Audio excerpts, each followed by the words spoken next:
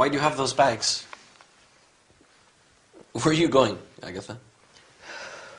I've already decided. I'm moving out. What? Now? You're leaving now? Where are you going?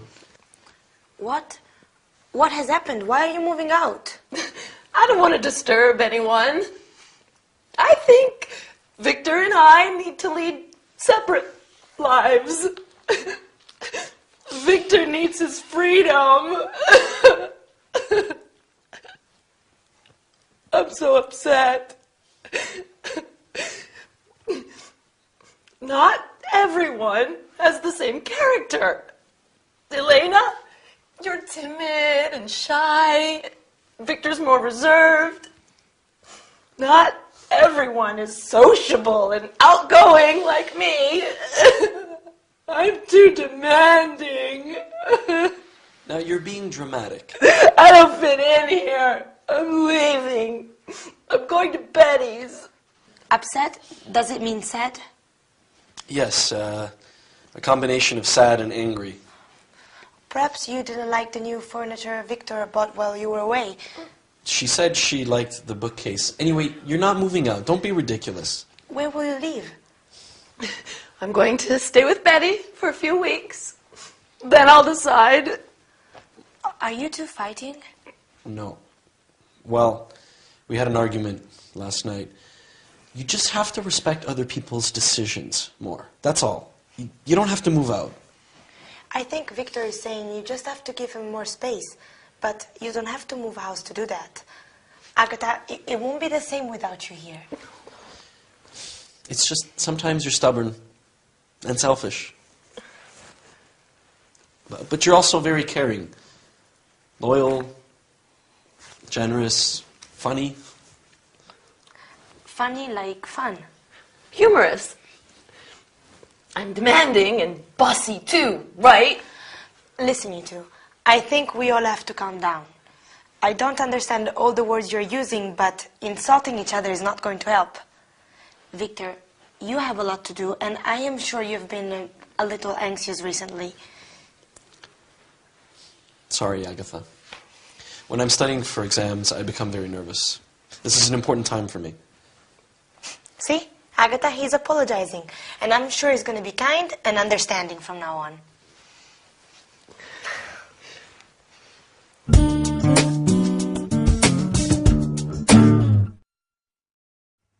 Hello everyone, welcome to your English lesson with me, your charming, kind and modest Gabrielle. That is an important part of our lesson today, how to describe people's character and personality. That was the problem in our sitcom, wasn't it? Victor and Agatha's personalities are too different, and that makes for a very difficult living situation. So, as well as describing personality, we will also review the future tense, using will, going to, and the present continuous and the present simple, and study the expression have to in the future. Oh, I'm giving a party next Saturday. It's Dylan's birthday. Are you going to come? Sure, you'll love it. Right, first let's review the future tenses. Do you remember when we use the verb to be plus going to? That's right. We use it to talk about future plans and intentions. Like when Agatha says, I'm going to stay with Betty. We also use it to talk about predictions based on what we can see at that moment. For example, saying, I think it's going to rain when you can see storm clouds. And when do we use will? We use it with offers. I will help you carry your bag. Promises. I won't come home late. Predictions without evidence. You'll love the film. And instant decisions. I'll have a ham sandwich. Now, to talk about the future, we also use the present continuous when we want to talk about future arrangements. For example, if I say, I'm meeting my friends tonight, I am talking about something that I have arranged to do. He's flying to Rome tomorrow. We're playing volleyball in the morning. We can also use the present simple for fixed future arrangements. I start my Spanish course next week. It begins at 9 o'clock. Wow, there are a lot of ways to talk about the future. Can you remember them all? Don't worry, you will. That's a promise. If we want to say that someone has to do something in the future, we use the expression will have to. For example, if you want to speak English well, you will have to study hard. If I want to buy a new car, I will have to save lots of money. Will have to stays the same in all persons. So we can also say, if Dylan wants me to cook dinner, he will have to wash the dishes. Okay, for his birthday, I'll do everything. Now, let's look at some ways that we can talk about character and personality. As I said before, I think I am charming, kind, and definitely modest. How about you? Are you timid and shy like Elena, or reserved like Victor? Or maybe you are like Agatha, sociable, loyal, and generous, but also stubborn, selfish, and demanding. My Dylan is such a sweet and caring man, but he can also be very moody at times. Lady Coco is loving and affectionate when she wants food, but she can be quite aggressive if I try to give her a bath. It's not easy being a mom. Speaking of which, I think it's bath time now for my little kitty cat. Wish me luck. See you next time. Bye.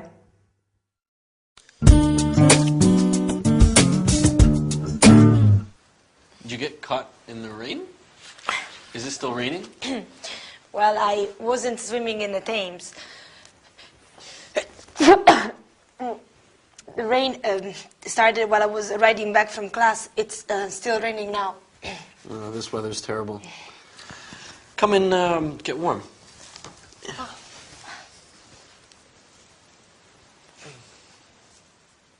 There you go. Is Agatha home? No, she was on her way to yoga when I came back from class. I hope you're not coming down with a cold. Your hair's still wet. There, pass me the towel. I'll dry it for you. Thanks. That feels nice. Last night, when I came back from work, it was also raining. That's London. If you move a little closer, I can reach the back of your head better.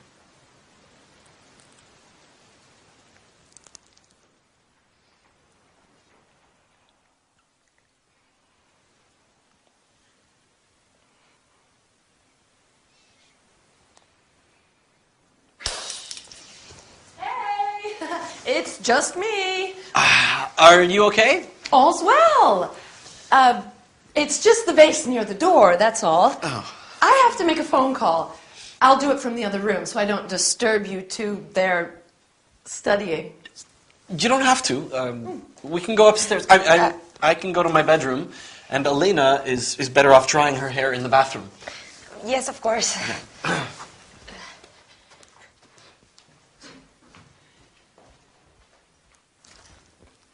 Oh, I have to tell Betty. I can't wait.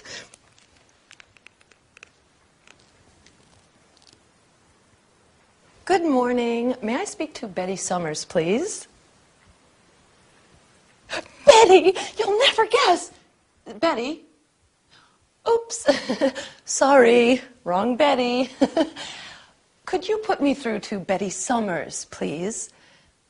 She works in the accounts department on the second floor, extension 566. Yes, I'll hold. Thanks. Betty, you'll never guess what my little brother was doing when I came home. He was sitting on the sofa kissing Elena. No, they were definitely kissing. It wasn't just a quick kiss. They were kissing when I arrived home.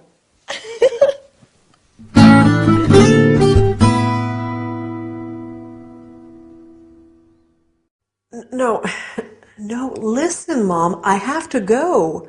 My lesson is starting. I'll call you back tonight. Bye. Sorry about that. My mom loves talking on the phone. It's sometimes difficult to get her to stop. Well, how about the sitcom today? It was getting pretty steamy on the sofa, wasn't it? Anyway, let's look at what we are going to study today. First, we will look at the past continuous. For example, I was walking. You were dancing. Then we will look at some prepositions of place and movement, such as in, on, at, and by. Then finally, we will learn some language used on the telephone. Okay? Let's get started. So, when poor Elena came in, she said that the rain started while she was riding back from class. This is an example of the past continuous. The verb to be in the past, so was or were, plus the verb in ing. I was cycling. You were speaking. She was studying. We use the past continuous to describe an action that was in progress in the past. We often use it with the past simple to describe a long action interrupted by another action.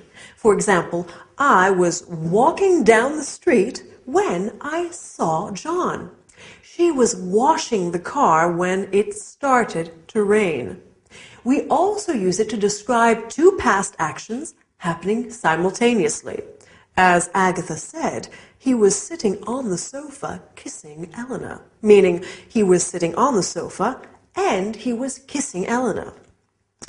I was cutting the vegetables while Dylan was pouring the wine. Do you see? Now, let's look at some prepositions of place and movement. Has anyone seen my bag? Oh, here it is on the table. Oh, I'm so forgetful. I can't remember where I put my keys either. Ah, silly me. Here they are in my bag. I remember I put them into my bag so I wouldn't lose them.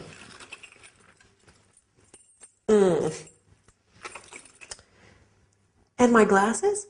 Where are they? Ah, they are in here too. I think I'll take them out of the bag so they don't get broken. Maybe I'll put them onto my head. For safekeeping. That's better. Now, after the lesson, I'm meeting my friend Jade for coffee. I'm meeting her at the flower shop on the high street by the park. I hope I remember. You know what I'm like. Okay, finally, I want us to study some telephone language. Do you remember what Agatha said on the phone? She said, "May I speak to Betty Johnson, please?" This is how we ask for someone on the phone. Then she said, "Could you put me through to?" This is what we say when we are talking to a secretary or receptionist of a business and want to talk to someone specific. Please hold on. To be on hold means to wait to be connected to someone. You often hear some really dreadful music while on hold. We also have some important phrasal verbs in the English telephone language.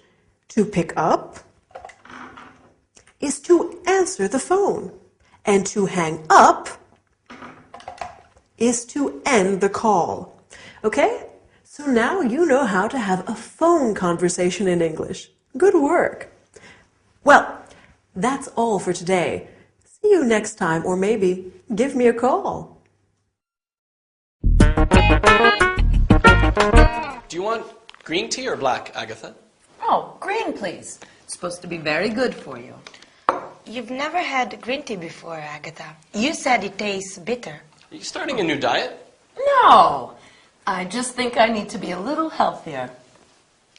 When I was a young girl, I loved watching Mother make afternoon tea. Her grandmother taught her how to make a proper pot of tea. When we were children, Agatha and Betty would help Mom make her special jam drop biscuits. Oh, what are jam drop biscuits? They're biscuits, which you push your thumb into to leave a little hole to put the delicious homemade strawberry jam into. Dad and I love them. Our cousins always had apple cakes with their tea, but jam drops were our favorite. Although Aunt Mary has always made marvelous jams.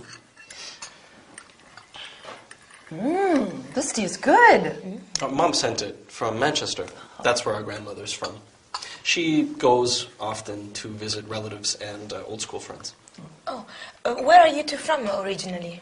Well, Mom's family is from Manchester, and Dad's from the U.S. We spent our school years living with our dad's family in Arizona until he was transferred here with work. Then we lived in a flat in Flagstaff, and we used to visit our grandmother. Oh. On the farm, in the country. Okay, guys, I have something to tell you. I've just been to the doctor's and... Oh, is everything okay? You have been ill a lot recently. Have you taken those vitamin pills I left on the table? Victor, I'm pregnant. How long have you known? Have you told Harold? I've just spoken to him, although he's suspected for weeks. His transfer has just come through, and he's coming back to London for good. That's fantastic news. I wonder who that is. I'll go.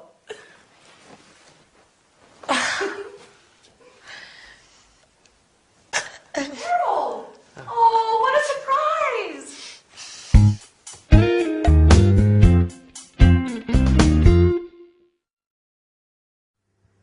Hi there! Big news for our friends in the sitcom today.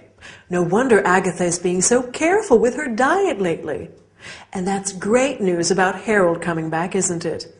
Anyway, on with today's lesson. We're going to study the present perfect. For example, I have lived here for 2 years. Then we are going to look at questions and expressions with the word like. I like tea. I would like some carrot cake. Do you remember what Lady Coco is like? Here she is. I'm sure you like her. Finally, we will look at how to describe your childhood. I'm curious. Are you ready? Let's get started. So, in the sitcom today, Elena said, "You've never had green tea before." This is an example of the present perfect. We make the present perfect with the verb have plus the past participle of the verb.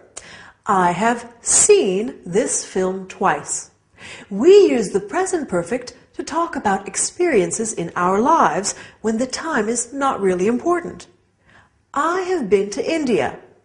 I have been to South Africa. I've been to France, for example.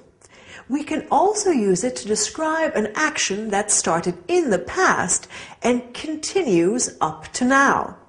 He has lived here since 1999. It means he's still living here. I've been singing since I was a child, and I keep doing it now. Another use of the present perfect is to describe an action that happened in the past that has a result in the present, an influence on it. Have you done your homework? Yes, I have. So you can go out now. Agatha said, I've just spoken to him, and now he knows everything. We use the word just when the action happened very recently. You have just learned how to use the present perfect. Well done. Now, let's look at the word like. We use like in many ways. For example, I like chocolate, and I would like some chocolate ice cream. We can also say, I look like my mom. He looks like a rugby player, to describe somebody's physical appearance. We can use like to compare things. Your hair is like silk, or your eyes are like stars. We can also say, what is he like? to ask about someone's appearance and personality. What is Dylan like? He's kind, generous, and very handsome. Compare this to the question, how is he? He's fine, thanks. We ask, how is he, when we are inquiring about someone's health and well-being. How are you? I hope you are fine as well. In our sitcom today, Agatha talks about her past. When we talk about our childhood, we often say, when I was a little girl, or when I was 14. We talk about our past using the simple past tense. Victor says, we spent our school years living with Dad's family. This is another way of describing our childhood. Agatha says, we used to visit our granny. We use used to talk about things that we did regularly in the past. When Lady Coco was a kitten, she used to play with her tail all day long. Anyway, that's all we have time for today. Hope you enjoyed the lesson. Bye!